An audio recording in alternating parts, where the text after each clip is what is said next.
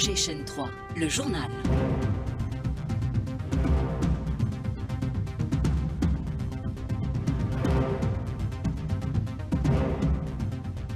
C'est un bonjour. Lotfi, bonjour. Nous célébrons aujourd'hui la fête de l'indépendance et de la jeunesse. Le président de la République s'est recueilli ce matin au sanctuaire de martyrs. Abdelmajid Tebboune a présenté hier ses vœux aux Algériens et accordé des mesures de grâce à près de 6800 détenus. La symbolique du 5 juillet, le combat des Algériens, la construction de l'Algérie et l'Algérie post-indépendance, c'est le dossier de cette édition. L'événement, c'est aussi cette finale de Coupe d'Algérie. Elle opposera deux habitués de la compétition, l'USMA d'Alger au CRB.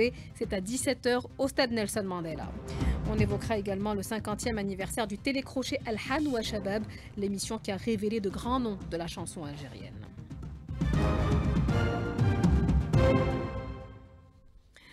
Madame, Monsieur, bonjour, bienvenue et bonne fête de l'indépendance et de la jeunesse à l'occasion de ce 63e anniversaire du recouvrement de la souveraineté nationale. Le président de la République s'est recueilli ce matin à la mémoire des Chouhada au sanctuaire des martyrs où il a déposé une gerbe de fleurs et récité la Fatiha. Hier, le président de la République a adressé ses vœux aux Algériens à travers un message dont voici la synthèse avec Meïssa Smaïl.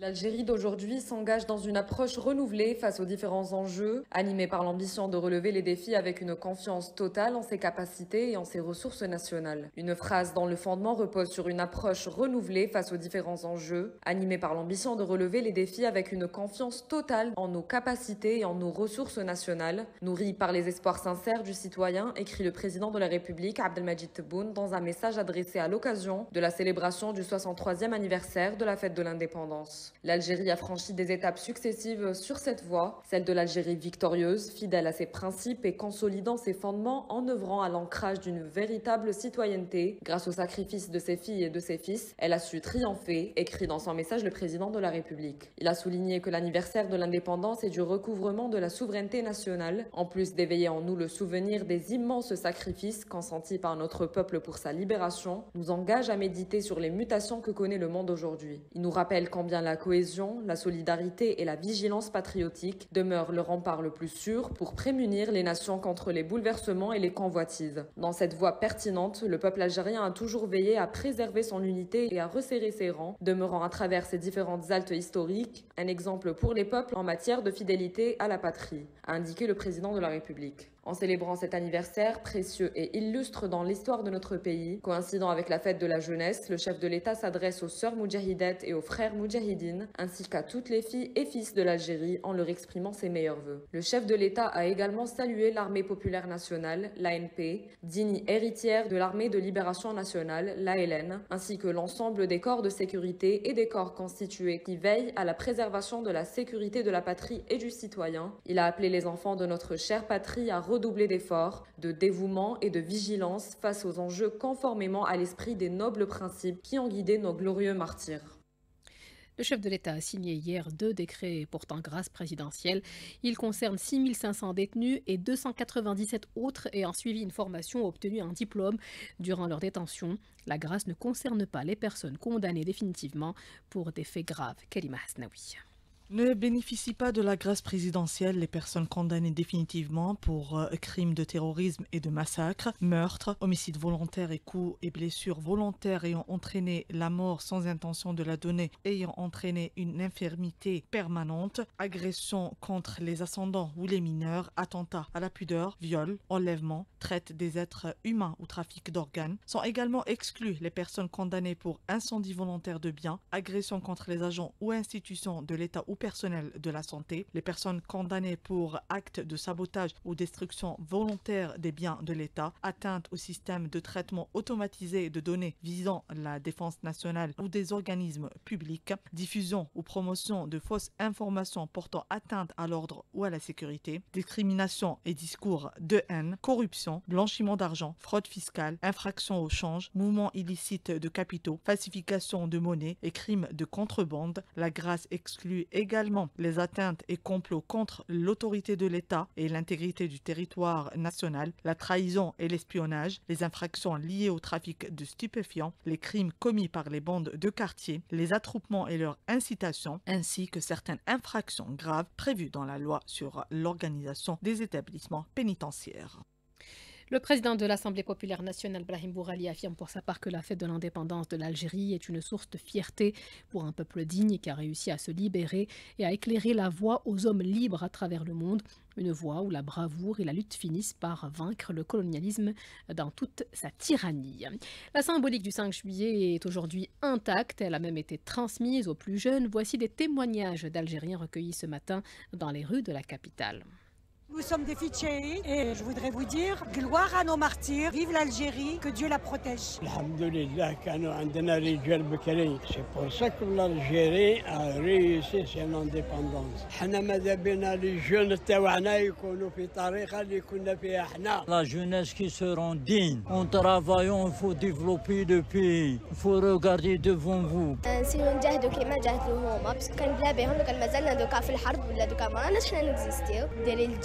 القرايه الخدمه لازم يكونوا الشهداء فخورين بينا احنا لازم نكونوا نحافظوا على الامانه اللي حطوها لنا ولازم نكونوا محافظين على الوطن ديالنا وما نساوحش وما نخونوش كيما هما حاربوا على جالتها لازم احنا نحافظوا عليها. Propos recueillis par Lina Haddouche. Les festivités du 5 juillet se déroulent simultanément sur l'ensemble du territoire national, ravivant le souvenir des Algériens sortis célébrer leur victoire un certain 5 juillet 1962. Un jour de gloire teinté de larmes. Quasiment tous les foyers algériens avaient perdu à l'époque l'un de leurs membres dans cette guerre abjecte. Voici les témoignages de Haïssa Qassimi, moudjahid et chercheur en histoire, et Khadija Bengambour, moudjahida de la Wilaya 2. Le 19 mars 62, c'était un peu hors d'œuvre. C'était la joie que le cessez-le-feu entre cette Algérie qui luttait, qui vient de perdre d'1,5 million de morts, qui s'ajoute aux millions de morts d'avant 54 jusqu'à 1830, et de 1954, début de la Révolution, jusqu'à 62, c'est comme si tout le peuple algérien était dans un camp. Personne n'avait aucun droit. Le 5 juillet 1962, toutes les portes de la prison se sont ouvertes. Les Algériens ouvraient les yeux, pouvaient sortir, même les femmes. Tout le monde courait de tous les côtés. J'ai pleuré parce que j'ai touché les morts. Mes amis d'enfants, je sais que je ne vais pas les voir. Plus les maquisards à qui j'ai fermé les yeux. J'avais du sang sur mes vêtements. Je ne pouvais pas être heureuse, ni chanter, ni danser. Jusqu'à maintenant, je pleure encore. J'ai une très belle image de la Révolution. Belle image des Moudjahidines, ils me font rappeler ma famille. Mes chefs, ils me traitent comme leur fille.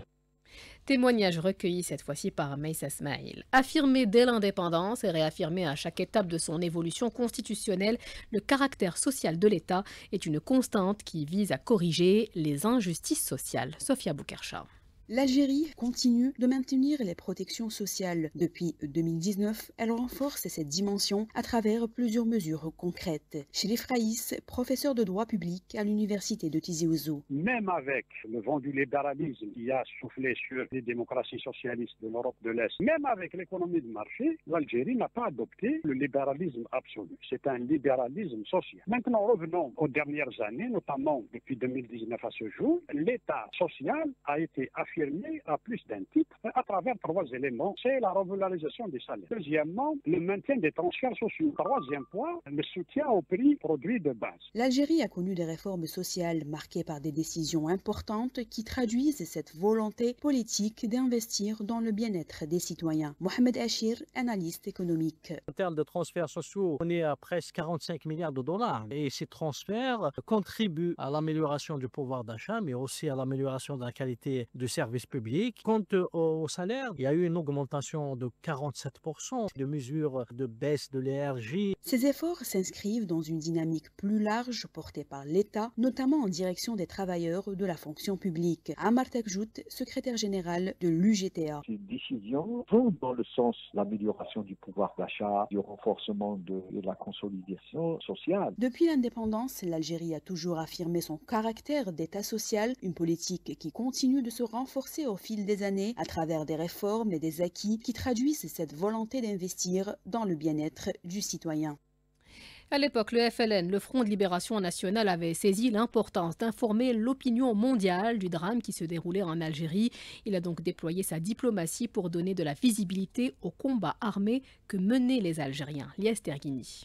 Dès le déclenchement de la guerre de libération en 1954, les Moudjahidines ont compris que la bataille des armes devait s'accompagner d'une bataille politique. Nourdine Djoudi, ancien diplomate. C'est une diplomatie qui est née de par la volonté de nos dirigeants de l'époque de mettre toutes les chances de notre côté pour que le combat réussisse. Il fallait créer des conditions qui obligeraient la France à s'asseoir à la table de négociation, ce qu'elle avait toujours refusé, en expliquant à l'opinion internationale quels étaient les auteurs de la guerre de libération et qu'est-ce que nous espérions achever comme but. Le FLN gagne d'abord le soutien des pays du tiers-monde. Ce moment marquera le début de la légitimité internationale du combat algérien. L'ONU adoptera plusieurs résolutions reconnaissant le droit du peuple algérien à l'autodétermination. 1962, l'indépendance, elle entre à l'ONU dès le mois d'octobre et fait très vite entendre sa voix. Il m'est agréable d'exprimer à votre assemblée nos vifs remerciements. L'Algérie se démarque par un positionnement anti-impérialiste,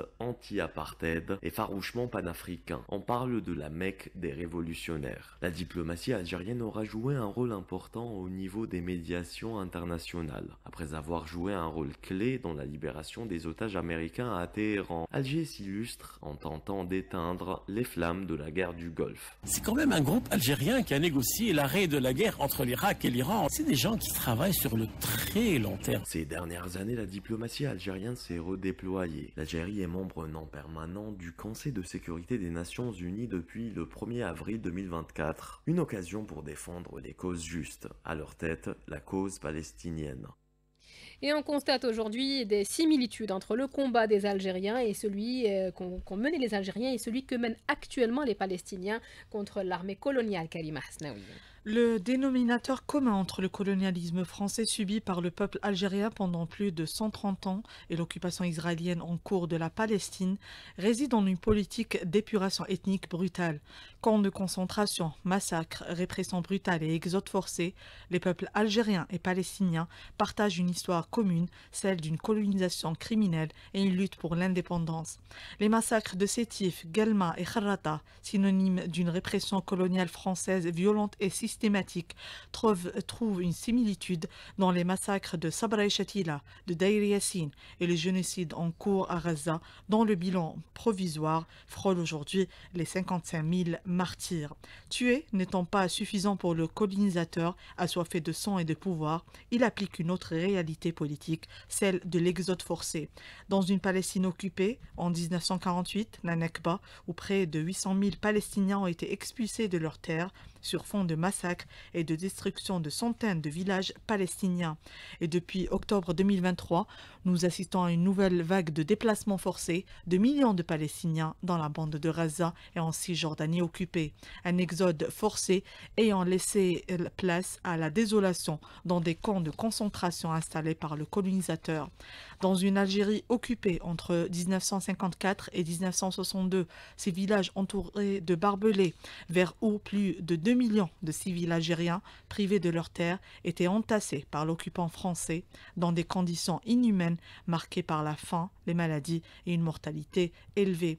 Le camp de la mort de Mansoura, de la Maison Carrée, de Djelfa, de Berwegia ou de Meshriya. Aujourd'hui, l'armée d'occupation israélienne compte évacuer de force toute la population de Gaza vers une zone dite sécurisée. Autrement dit, il s'agit simplement d'un projet pour établir un camp de concentration à l'intérieur même de Gaza. Face aux affres du colonialisme et à la rupture de tout dialogue, la résistance s'est imposée comme moyen de lutte pour l'indépendance. Éclate alors la grande révolte populaire. La guerre de libération de l'Algérie, nos martyrs, ont pris les armes et mis fin à plus d'un siècle de domination coloniale française au prix de leur vie. Les Palestiniens, avides de liberté, après une première intifada de 1987 et une seconde dans les années 2000, maintiennent le cap et mènent depuis octobre 2023 une lutte sans relâche à Gaza et en Cisjordanie occupée contre l'agresseur israélien. L'actualité à Raza en Cisjordanie, on y reviendra dans quelques instants. Le Wali d'Alger a présidé ce matin les festivités du 5 juillet dans la capitale. Il était accompagné du ministre des Transports qui a inauguré de nouveaux quais au port d'Alger. Saïd Sayoud est au micro de Smaïl Mimouni. C'est un chantier pratiquement qui a démarré en 2023, donc qui a pris beaucoup de temps effectivement. Donc je ne dis pas que c'est une réhabilitation, mais c'est une nouvelle construction. Aujourd'hui, je pense que la réception donc, de ces trois qui vont participer d'une manière, je dis, remarquable en matière de réduction du nombre de navires en rade au niveau du port d'Alger, donc la moyenne de 7 navires et plus d'une manière journalière au niveau de la rade. Donc l'inauguration des trois quais donc, nous permettra de recevoir et d'acquérir donc minimum 3 navires, ce qui va réduire d'une manière remarquable donc le nombre de navires en rade. Il reste le quai 18, donc normalement à la fin du mois de juillet donc il sera réceptionné. Aussi donc la mise en exploitation de ce quai, donc il va participer encore à la réduction donc des nombres de navires en rade. Donc c'est des millions de dollars qu'on paye pratiquement donc comme ça gratuitement à cause soit des insuffisances des moyens donc de débarquement des navires, ou soit aussi donc l'insuffisance donc des quais pour accueillir les navires. L'OPEP+, ses membres ont décidé d'une augmentation collective et progressive des niveaux de production estimés à 548 000 barils par jour au cours du mois d'août. Dans ce cadre, la part de l'Algérie dans la production de pétrole brut augmentera de 12 000 barils jour à partir du mois prochain. Cette décision a été prise collectivement entre les ministres de l'énergie de l'OPEP+, et en présence du ministre de l'énergie, des mines et des énergies renouvelables, Mohamed Arkab. En Palestine, 19 civils ont été assassinés ce samedi à la suite de frappes contre le camp de réfugiés d'El Bourreij dans la ville de Raza et au sud de Khan Younes. Selon des sources médicales, l'armée d'occupation mène depuis l'aube une série de raids et de perquisitions dans plusieurs villes et villages de la Cisjordanie occupée, ciblant particulièrement les gouvernorats de Naplouse, Salfit, Qalqaliya et Bethléem. La résistance palestinienne, le Hamas, a remis sa réponse au médiateur. Celle-ci est positive suite aux consultations internes avec les autres factions palestiniennes, indique un communiqué. Le mouvement est prêt à engager immédiatement et sérieusement un cycle de négociations sur le mécanisme de mise en œuvre de la proposition d'accord de cessez-le-feu à Raza en vue de l'arrêt total de l'agression israélienne contre les Palestiniens dans l'enclave. Le cessez-le-feu a été encore une fois violé au Liban. L'agresseur israélien a mené ce matin de nouvelles frappes de drones sur le sud Liban. Le bilan provisoire fait état d'un mort et de plusieurs blessés. 12h bientôt, 48 minutes, on arrive à l'autre événement du jour, cette finale de Coupe d'Algérie. Elle oppose deux spécialistes de la compétition, Lotfi Benidir. Et ce sera cet après-midi à partir de 17h au stade Nelson Mandela de Berraké. Du côté de l'USM Alger, l'USMA jouera sa 18e finale et tentera de remporter la 9e Coupe de l'histoire, alors que le Chabab Riadi de Belouizdad, tenant du titre, entend conserver sa couronne. Comment les deux équipes se sont préparées pour cette finale. Reportage signé Ali Hamouch et Hamza Rahmouni.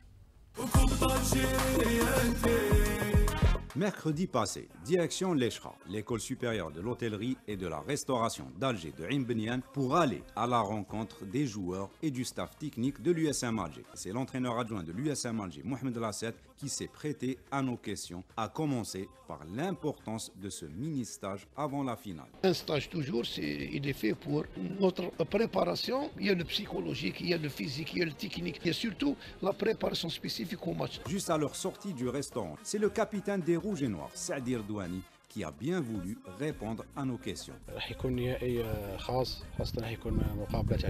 C'est une finale spéciale car elle a ce cachet du derby. J'espère qu'on sera concentré et appliqué. Nous avons également cette chance de gagner un titre pour oublier notre saison difficile et nous réconcilier avec nos supporters.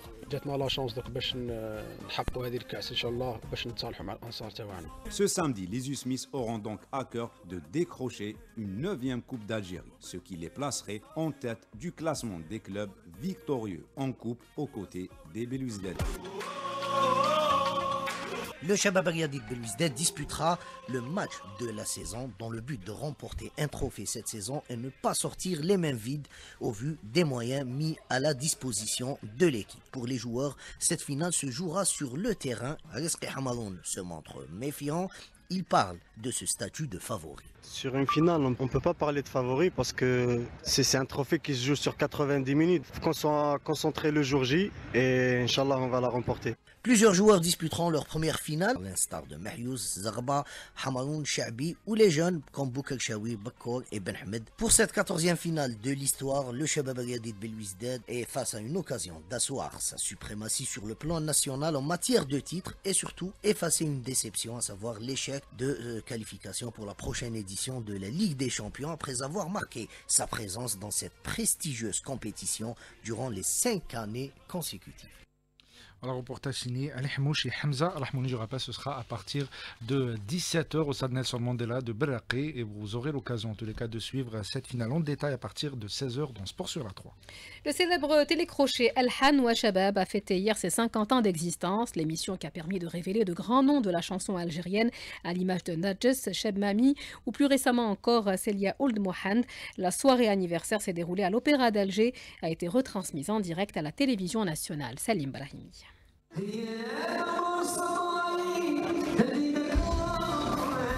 Plus de 50 ans de l'existence de l'émission phare Al Hanwa Shabab qui a permis de faire émerger des artistes algériens dont certains ont pu tutoyer le succès à l'international, à l'image de Cheb Mami qui rend hommage et remercie profondément cette émission. Écoutons-le dans une déclaration inédite Chaîne 3. Cette émission elle évoque pour moi la chance que j'ai eue en 82 parce que c'est là où le public algérien m'a découvert. Pour moi, Al Hanwa Shabab c'est la chance. Cette soirée a été marquée en première partie par le passage sur scène d'artistes de l'ancienne génération, à l'image de Benzina qui a participé à l'émission en tant que candidat mais également en tant que jury. Tout l'honneur est pour moi. Ça fait 50 ans quand même de 82. J'ai passé 2 fois finaliste, le 79 et 82. Et ça fait pas longtemps. J'étais juré. Al Hanwa Shabab, il faut bien travailler, il faut écouter les grands, il faut être modeste. La deuxième partie de la soirée a été marquée par la prestation de la jeune génération d'artistes révélés par Al Hanwa Shabab à l'image de Nabila Dali. D'un point de vue artistique, moi ça m'a appris à beaucoup de techniques en termes de chant, aussi d'aller à la rencontre de toutes les régions. Al Hanwa Shabab, c'est un voyage